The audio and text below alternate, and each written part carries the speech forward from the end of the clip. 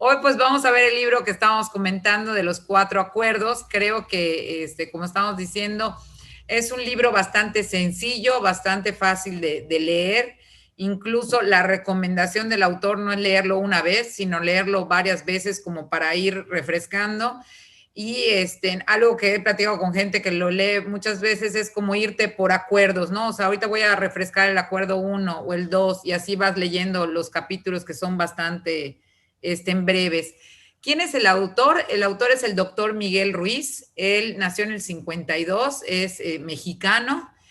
Él toda su vida se ha dedicado, se ha dedicado a trabajar en el tema de temas espirituales. Él es un maestro de la escuela tolteca, o sea, él es un chamán, y él lo que busca en los talleres, conferencias y que da es vincular a la gente con toda esta cultura tolteca, hace eventos en Teotihuacán y todo, y él lleva como toda esta cultura y estas tradiciones toltecas a la realidad, ¿no?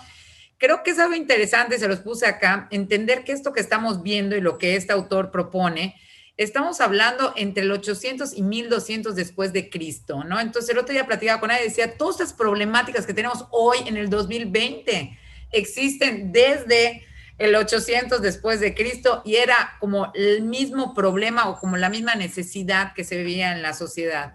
¿Y qué es? O sea, ¿cómo podemos nosotros ser felices, no? ¿Cómo podemos nosotros ser estas personas dignas y valiosas?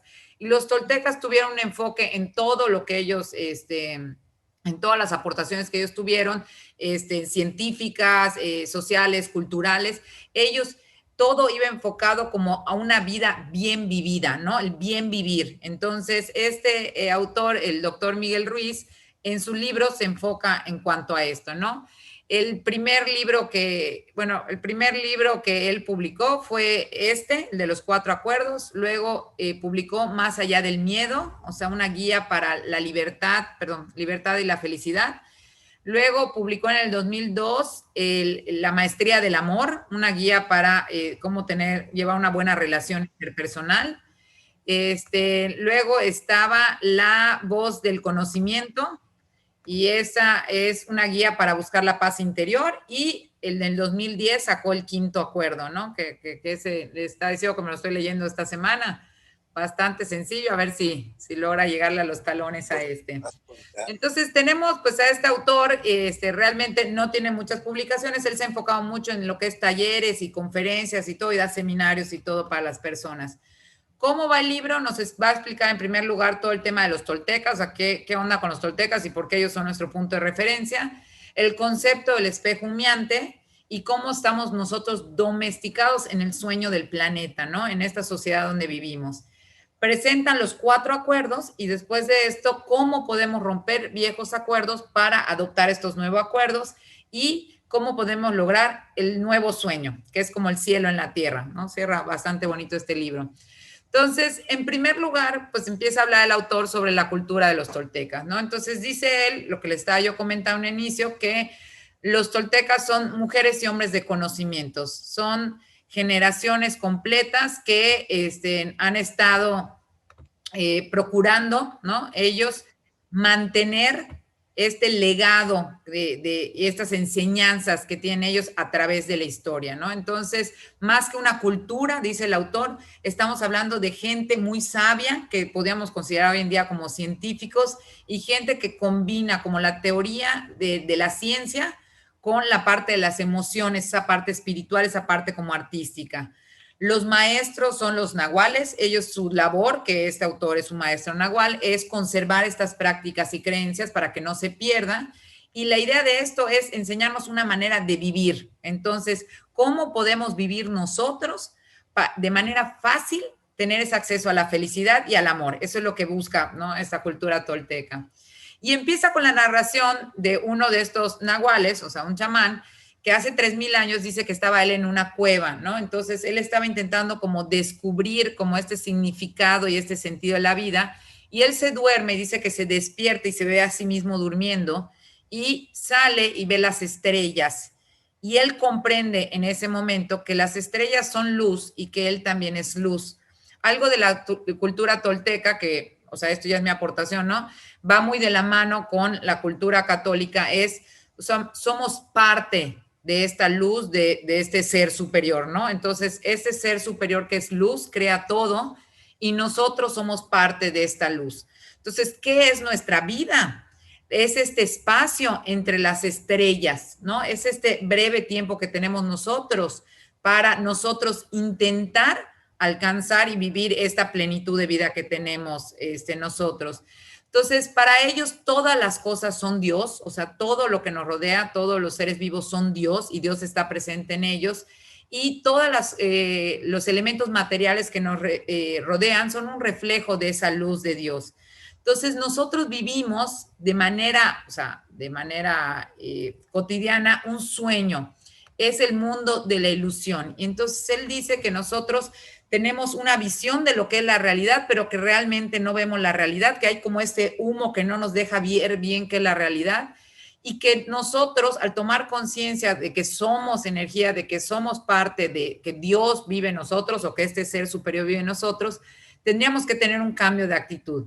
Entonces este chamán regresa a su pueblo y todo el mundo lo ve muy cambiado y le dice, o sea, ¿qué te pasó? Y él intenta explicarle y la gente no entendía y decide cambiarse el nombre a espejo humeante para que nunca se le olvide a él que toda la materia que vemos nosotros es un espejo, ¿no? Es un reflejo de nosotros. O sea, cómo vemos nosotras las cosas es un reflejo de lo que somos nosotros y que hay un humo en medio de nosotros que no nos permite saber quiénes somos y por eso la razón por la que nosotros estamos acá es descubrir quiénes somos y como este sentido de nuestra vida.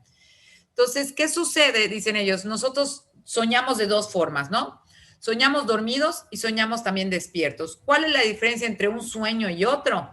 Cuando estamos despiertos tenemos un sueño lineal, cronológico. Hay el pasado, hay el futuro y el presente y está la parte espacial. Cuando soñamos dormidos, todo esto se rompe y por eso puedes volar en tus sueños y por eso no importa y no hay pasado presente porque se rompe toda esta estructura. Cada uno de nosotros tiene sueños cuando estamos despiertos. Entonces, lo que tú estás viviendo ahorita es un sueño según ellos. Y el sueño del planeta son millones y millones de sueños individuales que se han juntado para crear esta humanidad en la que vivimos. Entonces, ¿qué es lo que han hecho las personas? Este sueño que viven ellos, a través de esto han creado reglas de la sociedad, la manera en que nosotros tenemos leyes, creencias, todas las religiones, las culturas, los gobiernos, todo esto que se ha creado a través de la historia es el sueño de millones de personitas que se han como embonado creando este sueño del planeta. ¿Y qué es lo que sucede a nosotros cuando nacemos, ¿no? Nosotros se nos inculca este sueño del planeta en nuestro sueño individual. Entonces ya no podemos soñar libremente lo que nosotros queremos. Nosotros soñamos de acuerdo al sueño del planeta. O sea, somos un espejo de este sueño del planeta. ¿Y cómo logran pues, domesticarnos en cuanto a esto? El ser humano tiene la capacidad de atención, ¿no? Cuando tú pones tu atención en algo, es cuando tú te centras en aquello que para ti es importante. Entonces, nuestros papás, nuestros maestros, las religiones, o sea, todo lo que te rodea en tu vida, empiezan a hacer a través de una serie de repeticiones, a domesticarte y adiestrarte como si fueras un perrito en qué debes de hacer y qué no debes de hacer de acuerdo a este sueño del planeta. Entonces tú empiezas a formar ahí tus ideas, la estructura de qué está bien, qué está mal, quién soy, dependiendo cuando te dices tu mamá, ay, mira qué linda eres, ay, es Ivanita, es tan inteligente, ¿no? Entonces tú te crees que eres una persona inteligente y, ay, no es tan bonita como su hermana, entonces vas captando que no eres tan bonita como creías, entonces vas creando todos esos conceptos de acuerdo a lo que los adultos que han sido parte de este proceso de domesticación te van enseñando y adestrando a ti. Entonces, ¿qué sucede? Que llega el momento en que cuando tú agarras uno de estos elementos del sueño del planeta y estás de acuerdo con ellos, o sea, yo creo que soy una persona inteligente, se vuelve una creencia. Y esa creencia tú la adoptas en tu vida con una fe que ya ni siquiera es cuestionable. O sea, si me lo dijo mi mamá y me lo dijo mi maestro, tiene que ser verdad. Entonces yo me lo creo y lo vuelvo parte de mi ser, de la definición de lo que soy. ¿Y qué sucede? Que empezamos a actuar con este espejo con el que nos ven los demás y nos da miedo ¿ok? Perder la atención de las personas que nos rodean. Y empezamos nosotros a procurar seguir este sueño del planeta, a encajar en esta estructura que se nos ha puesto a nosotros, porque si no, entonces eres la rara, eres la oveja negra y te vas saliendo de esta estructura y como que no encajas en esto. Entonces, es una maravilla este proceso de domesticación a nivel mundial. ¿Por qué? Porque somos animales autodomesticados. La mayoría de los animales, si no está su dueño allá, no hacen las cosas. Nosotros tenemos esa capacidad que aun cuando ya no están nuestros papás, ya no está el maestro que te dijo la cosa, ya no está el amigo, tú ya te exiges a ti seguir comportándote y seguir acatando todas esas leyes, esa cultura, esa religión que hay en el mundo. Entonces, ¿qué es importante? Dice el autor, que entendamos que nunca tuviste la oportunidad de elegir qué creer y qué no creer cuando eras niño, porque había esa inocencia en ti y no había esta capacidad y esta madurez de tomar las decisiones. Pero hoy tú puedes decidir qué creer y qué no creer sin importar cuál sea el sueño del planeta.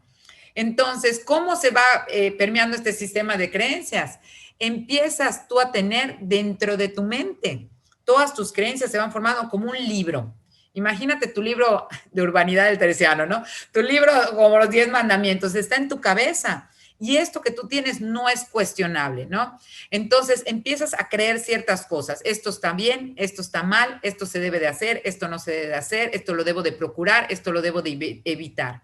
Y dentro de tu cabeza, además de tener ese libro mágico, tienes al juez. ¿Y quién es el juez? Es ese que permite que tú ya seas un animal autodomesticado. Cuando tú haces algo que va en contra de ese libro de la ley que tienes en tu cabeza, sientes esa culpa y te crees merecedor de un castigo.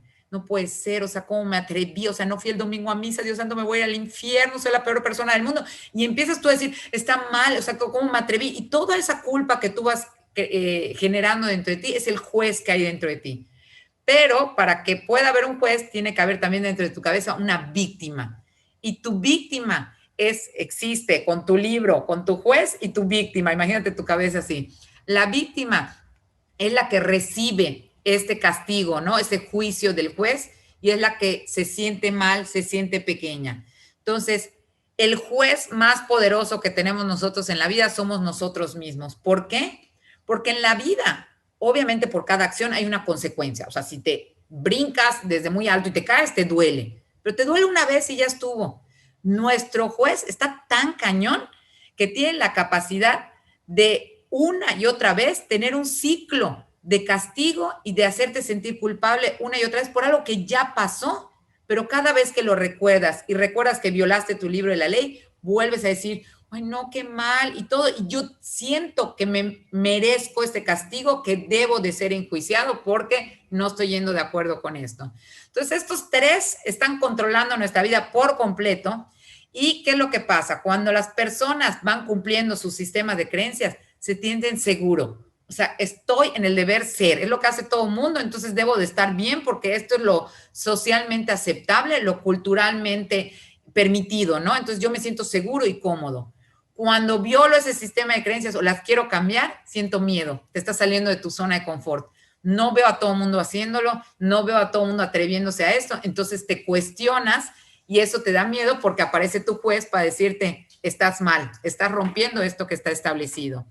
Entonces, ¿qué es lo que sucede? El sueño que nosotros tenemos individual es un reflejo del sueño del planeta, dijimos, ¿no? Del sueño de la sociedad humana. Entonces, si nosotros analizamos cómo es este sueño de la sociedad, no es un sueño muy bonito. Es un sueño como basado en el miedo, el no ser parte de, el no ser aceptado, el ser excluido. Entonces, vemos nosotros en la sociedad muchos ejemplos, muchas situaciones colectivas de sufrimiento, de enojo, de ira, de adicciones, de venganza, de injusticia. Y esa sociedad que vamos nosotros viendo se vuelve un reflejo, ¿no? De lo que nosotros empezamos a experimentar, lo que empezamos a sentir nosotros. Entonces, ¿qué sucede? Que nosotros empezamos a vivir un infierno en la tierra. Y a mí me encanta esta explicación que da el autor. Cuando se habla del infierno en la religión católica, se habla del infierno con un estado de ánimo. O sea, el sufrimiento es en el espíritu. Y dice, y vemos actualmente a la gente con estos sentimientos de cólera, envidia y todo, viviendo un infierno en la tierra. Entonces mucha gente tiene miedo, ay, cuando me muera me voy al infierno. O sea, olvídate de esto, ahí está tu infierno acá y lo estás viviendo con ese odio, con ese rencor, con todo esto que te proyecta este sueño del planeta. Entonces, ¿qué es lo que tendríamos que entender? Tendríamos que entender que todo lo que se te ha dicho, todas tus creencias, todo lo que tú crees, puede ser que estés equivocado. O sea, a mí me gusta cómo lo dice el autor, que quepa el beneficio de la duda, que no todo lo que te dijeron tus papás y el padre y el maestro tiene que ser real. Entonces tienes que empezar a cuestionarte. ¿Qué sucede? Que como estamos dentro del sueño del planeta y estamos rodeados de cada persona con su sueño individual, o sea, con todo este sueño del planeta, estamos dentro del mitote. Ya me encanta ese término del autor. El mitote es como estar en un mercado, cuando oyes así bulla y todo, entonces te pierdes y empiezas a leer cosas en Facebook y empiezas a ver en Google y empiezas a ver las noticias y empiezas a ver los datos y llega un momento donde ya no sabes ni siquiera qué es verdad y no se te permite ver la verdad. Entonces, ¿qué sucede con las personas? Empiezan a tener miedo a vivir. Olvídate del morir, miedo a vivir, a hacer las cosas, a lanzarse, a decir lo que piensan, a dar su punto de vista, a estar en contra del punto de vista de otro. ¿Y por qué empezamos a tener ese miedo? Porque queremos experimentar esa seguridad que nos da el pertenecer al sueño del planeta. Entonces, ¿qué nos sucede? Tienes a gente súper insatisfecha porque nos han puesto una imagen de perfección que nunca vas a alcanzar, entonces tienes como ese vacío eterno de nunca llegar a esta imagen de perfección que tú mismo te pusiste. Estamos intentando complacer a los demás y luego te das cuenta que hagas lo que hagas, nunca lograste cumplir las expectativas de tu mamá o de tu pareja. Y ahí estuviste dedicando años de tu vida para que ellos estuvieran contentos con la versión de ti mismo. Y la gente empieza a sentirse insatisfecha, empieza a sentir esta frustración y no eres solo tú, empieza a ser colectivo. Y cuando empiezas a hablar con la gente te dice, estoy cansado, estoy abrumado, estoy hasta la maíz porque nada de lo que hago es suficiente, porque estamos intentando entrar en este sueño. Y algo que tenemos que entender antes de entrar es que el peor juez que tenemos, aunque creemos que son las personas que nos rodean, somos nosotros mismos. O sea, nosotros mismos somos los que somos más duros con nosotros. Dijimos que teníamos el libro de la ley con nuestro juez personal que nos castiga y nos hace sentirnos peor y nos exige cosas que ni podemos alcanzar, que no están en nuestras posibilidades ni siquiera humanas, y eso es lo que nos va desgastando como personas. Entonces, estando en este mundo, ¿no? Dice el autor, es un mundo donde realmente no quisiéramos nosotros estar. Y hay la posibilidad de tener este nuevo sueño, ¿no? O sea, de dispararle a otra cosa y salirnos de este sueño del infierno y tener como un sueño del cielo, dice él. Cuando nosotros entendemos que todos los acuerdos que tenemos definen qué pienso, quién soy, qué quiero, qué no quiero, ¿no? Nuestra personalidad, tenemos que estar dispuestos a dejar de generar estos acuerdos desde el miedo, desde este miedo de no encajar, porque eso nos chupa energía y nos deja agotados. Cuando yo establezco acuerdos dentro de mí basados del amor, eso es lo que hace que yo me recargue de energía y me sienta bien conmigo misma. Entonces, si diario yo tengo cierta cantidad de energía que voy a gastar, yo tengo que decidir. Esta energía solo puedo decidir o mantengo mis acuerdos, ¿ok?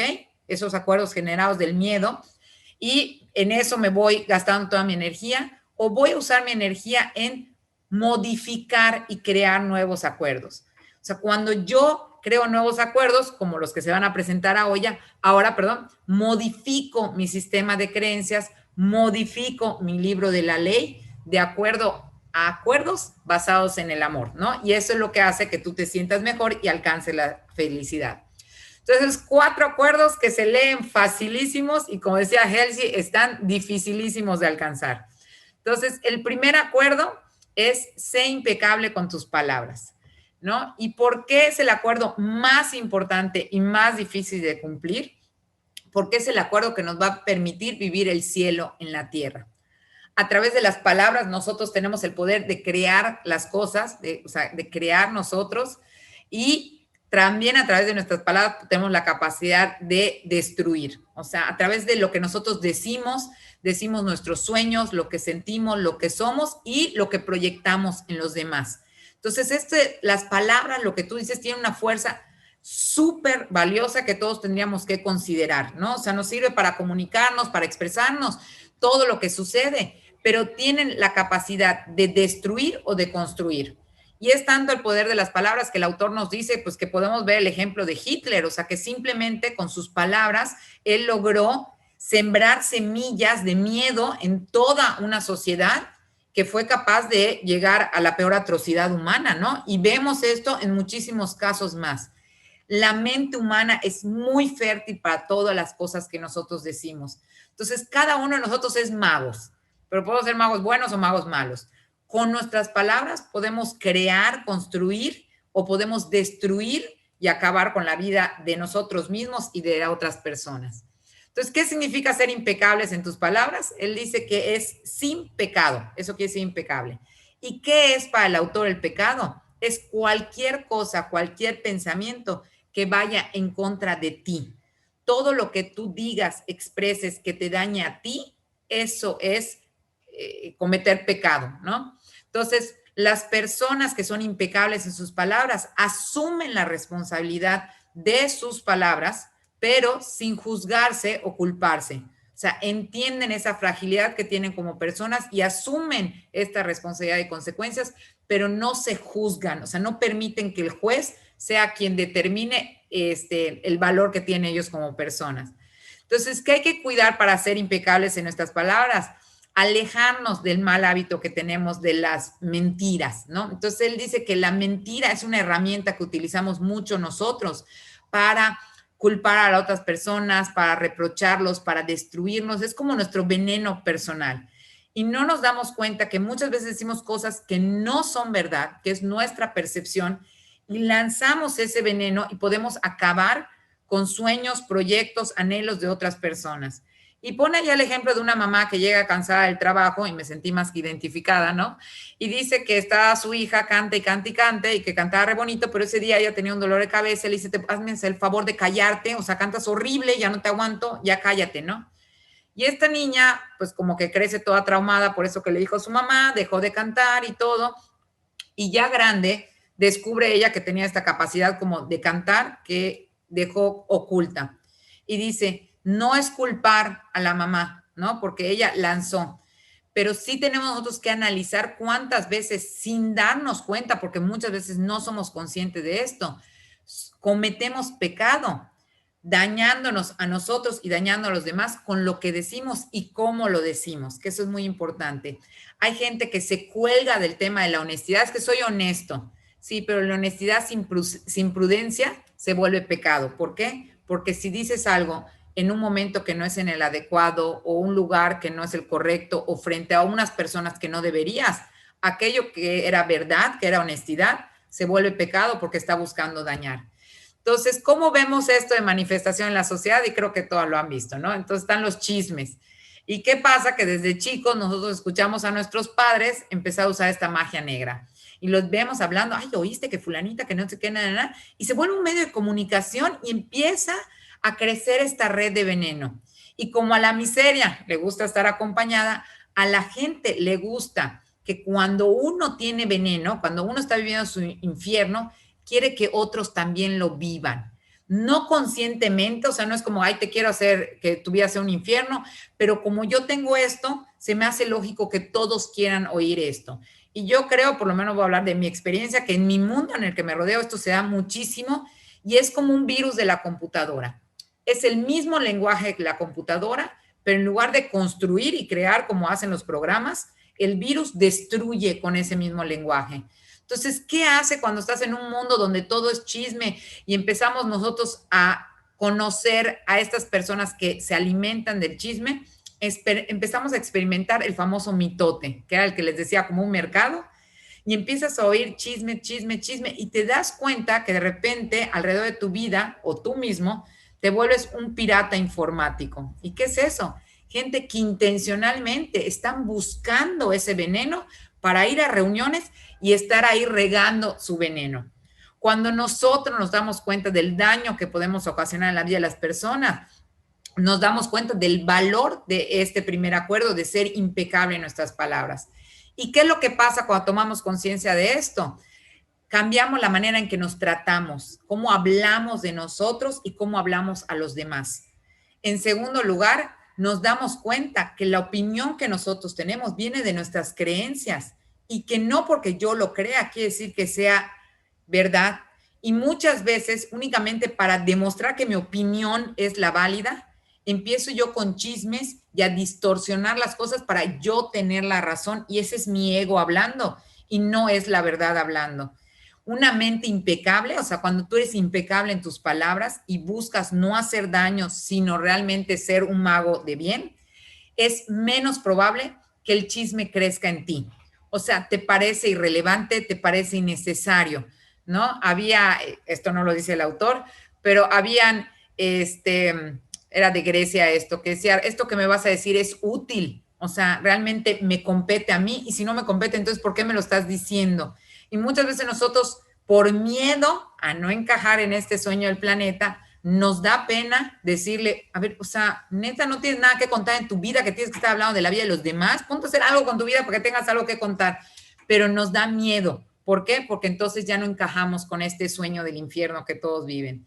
Entonces, cuando alguien es impecable en sus palabras, podemos ver a alguien con un alto grado de autoestima, alguien que se valora, que se quiere, que se respeta y que por lo tanto lo único que tiene que dar a los demás es eso mismo, amor, respeto, porque eso que tú tienes es lo que tú proyectas en los demás.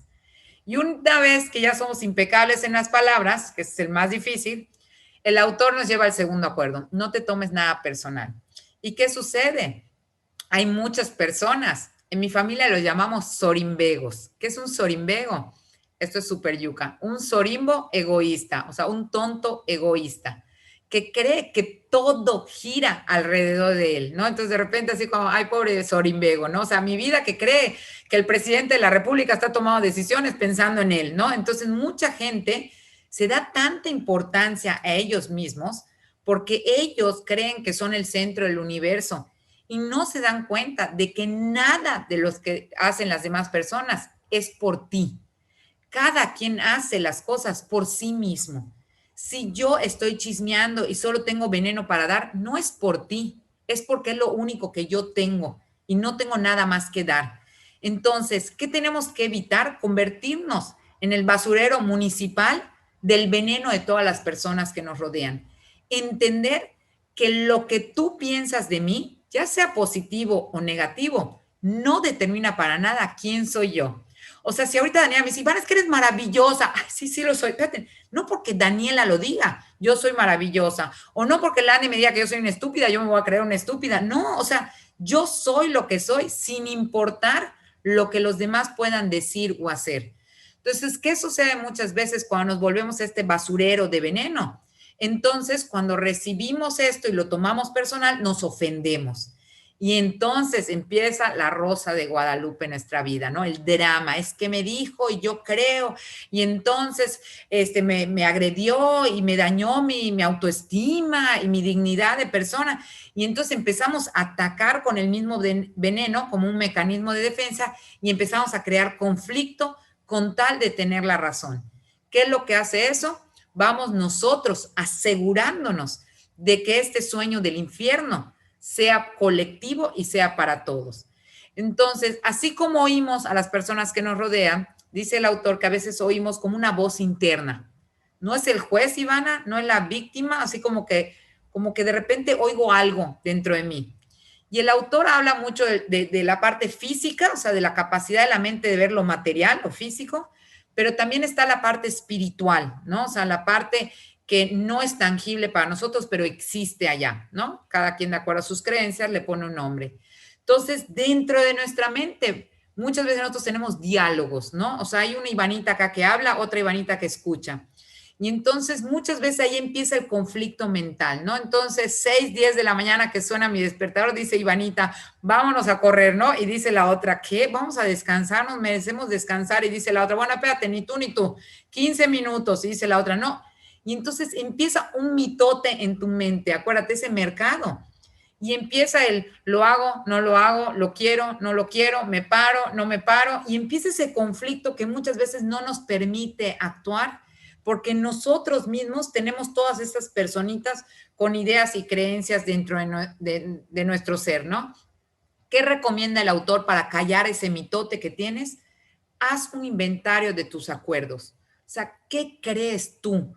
¿Cuáles son las creencias que van a regir tu vida y que vas a utilizar como referencia para determinar qué haces, qué no haces, qué dices, qué no dices y cómo actúas en las circunstancias? ¿Quién eres? Lo primero que tienes que hacer es un inventario de estas creencias. Cuando ya sabes qué crees, vas a callar todas estas voces que no se alinean a tu libro de la ley personal y vas a poder escuchar aquellas que tú quieres oír que te van a llevar a la acción. Entonces, esto ya es paréntesis, no lo dice el autor, esto se los digo yo. En el libro de las familias altamente efectivas, recomiendan que hagamos el credo familiar, o sea, en qué creemos. Y yo diría que antes de hacer tu credo familiar, hagas tu credo personal. O sea, así como vas a misa y dices, creo en un solo Dios, o sea, ¿en qué crees? O sea, creo en la familia, creo en la generosidad, ¿en qué crees? ¿No? Y ya que terminas, esto te debe de llevar a un deber ser, ¿no? O sea, ¿qué es lo que tú quieres para ti, sin importar lo que los demás crean? Cierro mi paréntesis, esto fue solo mío. ¿Por qué vale la pena hacer nuestro inventario de acuerdos? Dice el autor. Porque nosotros, los seres humanos, somos adictos al sufrimiento. O sea, como que nos gusta sufrir. ¿Qué personas se vuelven más como inmunes a esta adicción al sufrimiento? Aquellas personas que se dan cuenta que no son responsables ni de las palabras, ni de las acciones, ni los pensamientos de los demás. No hay nada que yo pueda hacer así, o sea, en lo que tú piensas y me empiezo a enfocar en mí. A la gente que está solo enfocándose, es que me dijo, es que me vio, es que me comentó, es que no me respondió. O sea, ese sufrimiento tú puedes pararlo únicamente entendiendo que no eres responsable ni por lo que dice o lo que no dice, ni por lo que hace o lo que no hace, ni por lo que piensa o lo que no piensa. Solo eres responsable de lo que tú dices, de lo que tú haces y lo que tú piensas. Y te volteas el reflector hacia ti. Esto nos lleva a al tercer acuerdo, que es no hacer suposiciones. Entonces, nosotros, los seres humanos, tendemos como a suponer, o sea, queremos verdad. Entonces, cuando suponemos algo, porque lo suponemos, creemos que es verdad. Entonces, ¿qué es lo que hace muchas veces las suposiciones? Porque no hay evidencia, entonces hace que nos tomemos todo personal y que volvamos a ese drama que estamos diciendo ahorita. La mayoría de los chismes, si no es que todos, están basados en suposiciones, ¿no? Los problemas de pareja es, me enojo porque yo supuse que tú entendiste que yo no quería ir a casa de tus papás, pero tú, ¿por qué no sabes lo que yo supuse? Y empieza ahí todo el problema. Muchas veces, como nosotros necesitamos como justificar lo que estamos haciendo, explicar por qué hicimos las cosas y entender las cosas, las suposiciones nos dan esa falta de seguridad. Entonces, ¿cómo quitamos esa falsa seguridad? Haciendo preguntas. O sea, el que pregunta, preguntando se llega a Roma. O sea, desde que estaban creando Roma, inventaron esta frase y muchas veces no lo hacemos. Preguntando, pero entendiendo lo que acabamos de decir. Que yo te puedo preguntar, pero tú me puedes decir sí o no, puedes querer hacerlo o no, puedes estar de acuerdo o desacuerdo conmigo. Pero por lo menos ya tengo la información, ya no es una suposición. Entonces, cuando nosotros preguntamos, podemos conocer a la otra persona y permite que este conocimiento haga que la relación no se fraccione por suposiciones. Es que yo supuse que tú querías tener muchos hijos, es que yo supuse que tú estabas dispuesto a moverte al otro lado del mundo conmigo por mi trabajo. No, no era suponer, hay que preguntar y eso nos debe de llevar a cierto actuar. Y tener mucho cuidado con las suposiciones sobre uno mismo. ¿Por qué? Porque muchas veces suponemos y nos engrandecemos o nos minimizamos. Entonces, ¿qué pasa? Yo supongo que yo todo lo puedo y llega un momento en que yo mismo me desgasto y empiezo a sentir esa frustración. ¿Por qué? Porque yo creía que todo lo podía y yo establecí y supuse que yo iba a poder con 2 trabajos, 3 hijos y cuidar a mi mamá. Y cuando no puedo, digo, o sea, ¿qué pasa? A ver, de cómo puedes saber y no suponer sobre ti mismo, pregúntate, o sea, ¿soy capaz? ¿Tengo el tiempo? ¿Tengo la disponibilidad para hacer este favor, para ayudar con esto? Y con esas preguntas llegarás a tener la información. Entonces, ¿qué debemos nosotros de evitar? Dice él, debemos de evitar estar suponiendo que somos tan poderosos, y por eso puse a la mujer increíble allá, que tenemos la capacidad de cambiar a las personas a nuestro alrededor. O sea, qué desgaste humano el suponer que tenemos este superpoder para cambiar a nuestros hijos, para cambiar a nuestras parejas, para cambiar la opinión de todos los que nos rodean. No tienes ese superpoder, ¿ok? Entonces, ¿qué es lo que tendrías que hacer en lugar de estar suponiendo que puedes cambiar el mundo y que eres superwoman? Es aceptar a las personas como son. Entonces, si yo te acepto como eres, con tus defectos, con tus virtudes, con tus limitaciones y dejo de intentar cambiarte, nuestra relación puede ser mucho más fructífera, ¿no? Esto lo aborda mucho él luego en su libro de relaciones de parejas, pero yo creo que esto va por los hijos, por los amigos, o sea, deja de suponer que tienes la capacidad de cambiar y acepta a las personas como son. Y luego viene el cuarto acuerdo, ¿no? Y este me encanta porque cambió mi eslogan de vida. Yo decía, haz siempre lo máximo, pero esta persona dice, haz siempre lo máximo que puedas. Y ahí está la clave de todo esto. En cualquier circunstancia, si estás enfermo, si estás sin trabajo, si estás deprimido, haz lo máximo que puedas, ni más ni menos, pero entendiendo que la vida no es estática, sino que es curva. Y habrá días en que puedes dar más porque te sientes bien, porque estás sano y estás de buen humor y dormiste bien. Y hoy tu estándar de máximo es más alto que ayer, pero no pasa nada. Si cada día tú das lo máximo que puedas de acuerdo a la circunstancia en la que estás, te vas a sentir satisfecho. ¿Qué sucede? Cuando tú quieres dar lo máximo, ¿ok? Siempre, sin importar con qué puedas, te cansas y te desgastas porque estás exige. El máximo no se puede, el tope todo el tiempo. Habrá el tope ciertos días, habrá días en que me exijo lo máximo, de acuerdo, un domingo relax, y lo máximo que voy a hacer hoy es hacer mi cama, y si puedo, y si no, ya hasta allá llegué. Exigir lo más que puedes de acuerdo a la circunstancia. ¿Qué es lo que genera cuando no te exiges y eres mediocre? Genera esta frustración, contras, pude haber hecho más, ay, contras, ¿por qué no salí? Ay, ¿por qué no me senté un rato con mi hijo?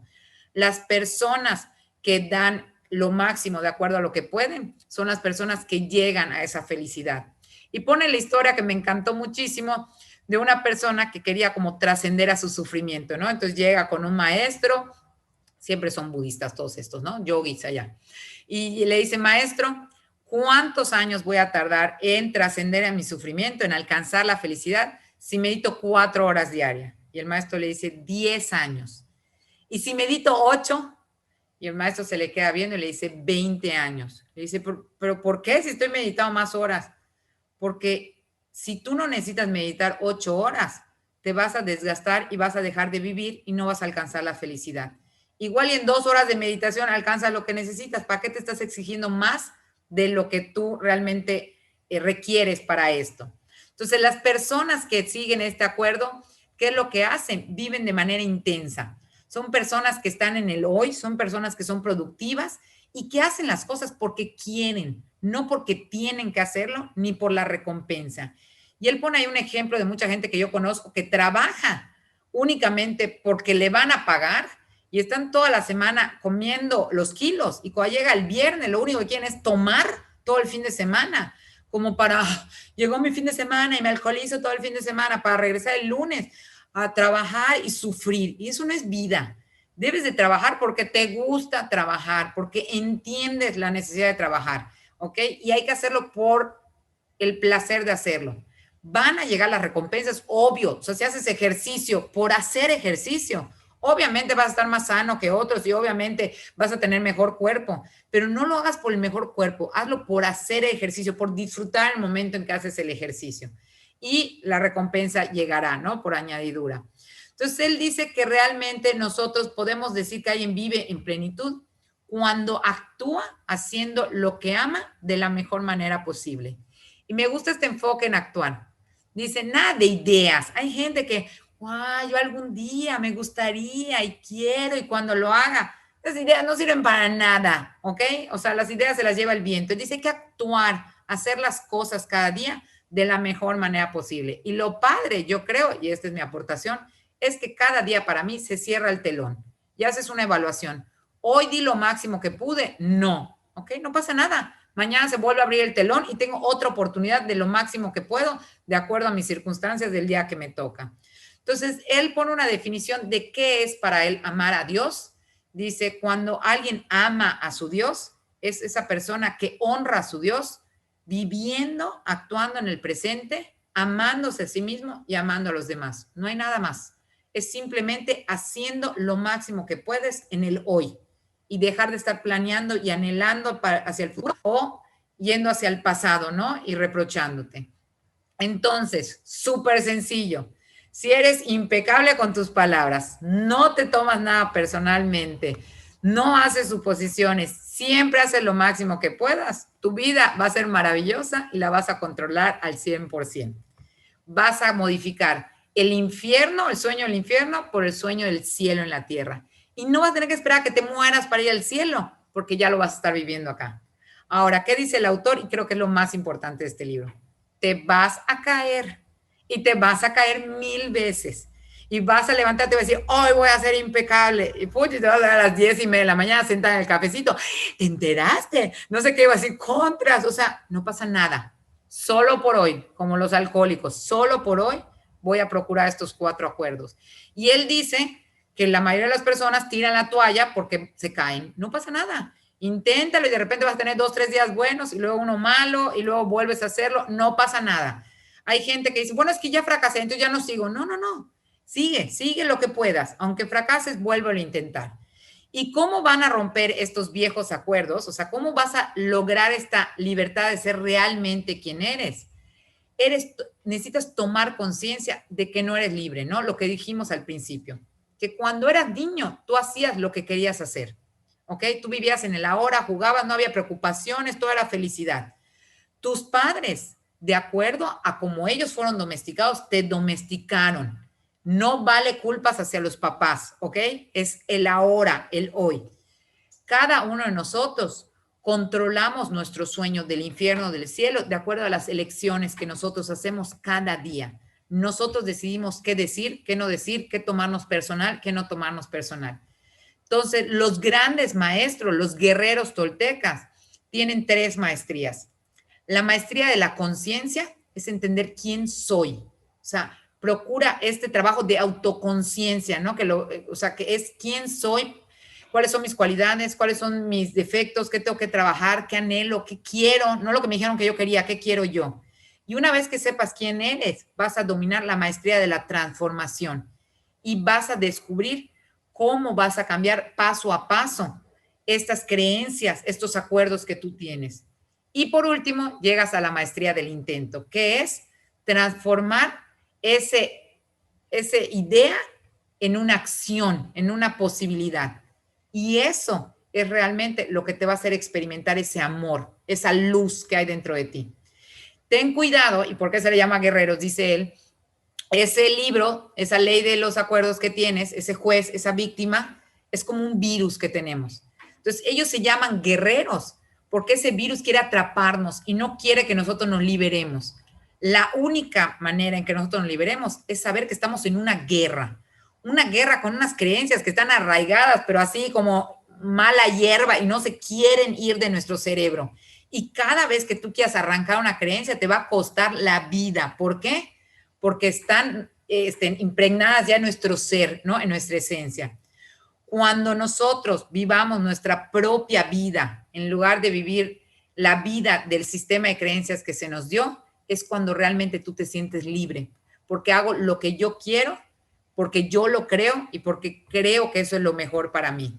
Entonces, ¿cómo lo vamos a lograr? Dice, el primer sueño de la atención es cuando te domesticaron. Entonces, ahorita en la edad madura, te toca reenfocar en qué creer. O sea, es como un segundo sueño. Y tú decides, igual le agarras un sueño peor que el que te dieron tus papás y tómate tu infierno horrible porque tú lo decidiste. O decides tener un sueño del cielo. ¿Cómo se trabaja esto? Lo que dijeron ellos. Hago un inventario en qué creo y esto que yo creo, a qué acuerdos me lleva y qué tendría yo que cambiar en mi vida para vivir de acuerdo a esos acuerdos, valga la redundancia. Entonces, ¿qué tenemos que entender nosotros? Que el guerrero requiere disciplina. Acá es fuerte de voluntad y lo decía Gelsi hace rato, hábitos. Entonces, diario tú te levantas como esta chava que ven en la imagen, con cierta cantidad de energía mental, emocional y física. Es esta energía que tienes para todo tu día. Entonces, tú decides, ¿vas a dejar que las emociones negativas, que tus creencias negativas sean las que decían cómo vas a ver el mundo que te rodea? Si vas a dejar que esto domine, ya no te va a dejar energía para el cambio. Entonces, él dice que este tema de las creencias es como la piel, ¿no? O sea, la mente es como la piel. Una mente llena de amor, paz, de perdón, es una mente así lisita, así bonita como ves en la foto. Una mente llena de miedo, de odio, de tristeza y de rencor, es una piel así toda fea. ¿Y qué pasa? La gente cuando tiene la piel así, se aleja de los demás. ¿Por qué? Porque estoy lastimado y no quiero que te me acerques. La gente que decide que el miedo y las emociones negativas guíen su vida son personas que se empiezan a aislar y empiezan a mandar ese veneno a todos los que se rodean, porque si yo no puedo experimentar como esta piel lisita, no quiero que nadie lo haga. Entonces, ¿qué debemos de buscar nosotros como guerreros? Debemos ser conscientes de que que hemos sido domesticados, pero también conscientes de que tenemos control sobre nosotros mismos. Entonces, yo soy el que decide qué retengo y qué expreso, qué digo y cuándo lo digo, qué hago y cuándo lo hago, qué no hago, y yo tengo esa capacidad de tomar esas decisiones. Eso es lo que me hace un guerrero. ¿Y qué tenemos que aprender nosotros? Ya con eso cierra el autor. Tenemos que aprender de la muerte a que sea nuestra maestra. Saber que hay que aprovechar cada momento para ser feliz y para hacer lo que nos gusta. O sea, estar dispuestos a vivir cada día como si fuera el último y estar dispuestos como a resucitar, dice él, a morir a estas primeras creencias y a resucitar con nuevas creencias acompañadas de libertad y sabiduría, ¿no? Yo digo como madurez que nos acompaña. Lo mismo necesitas para ser feliz que para sufrir, tomar decisiones, elegir. ¿Qué sucede cuando tú eliges ser feliz? Entonces empiezas a entender que no tienes que justificarle nada a nadie, no tienes que explicar por qué haces las cosas, que tú puedes ser lo que quieras ser, que no tienes que pedir permiso para ser feliz, que tú puedes ser feliz, que no tienes que tener conflictos contigo ni con los demás, que puedes expresarte y decir lo que piensas, que puedes cambiar tu vida y que no tienes por qué estar cambiando a los demás, no tienes por qué preocuparte que te juzguen, porque nada de eso es personal, cada quien refleja simplemente lo que es. Cuando tú eliges, nada más date cuenta que es el mismo esfuerzo, elegir vivir un infierno en la tierra o elegir vivir un cielo en la tierra. Depende de ti la elección que tú tomes. Y con esto termina el autor y terminamos con los 4 acuerdos.